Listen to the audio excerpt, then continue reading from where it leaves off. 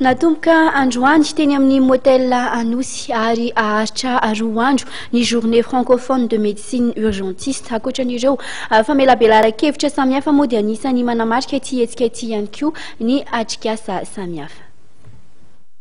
Miditra amin'ny andininy fahatelo izao ny hetsika journée francophone de médecine urgentiste izay natomboka androany teny amin'ny motel Anosy. Ny tandron'ity hetsika izay karakarain'ny Association des médecins urgentistes de Madagascar sy ny SAME de la Réunion ity eo ambany fehin'ny Société française de médecine d'urgence dia ny fizarana traikefa sy ny fanokafana ny antsoina hoe CRAC. Tanjo zany misy anankiroa voalohany fampizarana traikefa ho an'ny mpitsabo malagasy ao amin'ny urgence. Io zany tsy hoe ho an'ny urgentiste hoe le olona miofana ao urgence fa ho an'le mpiasa ny urgence mihitsy, misy infirmier ao, misy dokotera ao.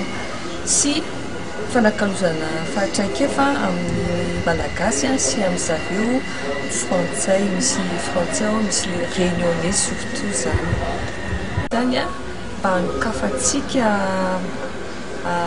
centre de régulation, de réception et de régulation des appels. Io zany karazana io zany structure hoatsangana vao hoatsangana eto amintsika SAMU eto Madagasikara.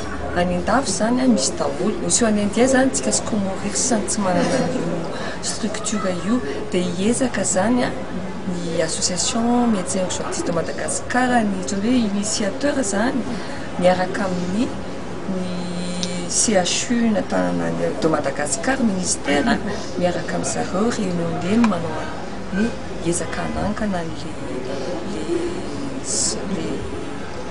structure io.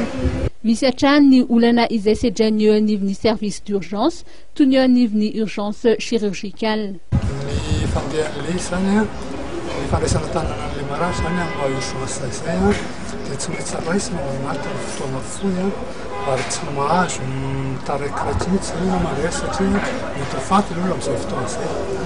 Dia mba ahafahana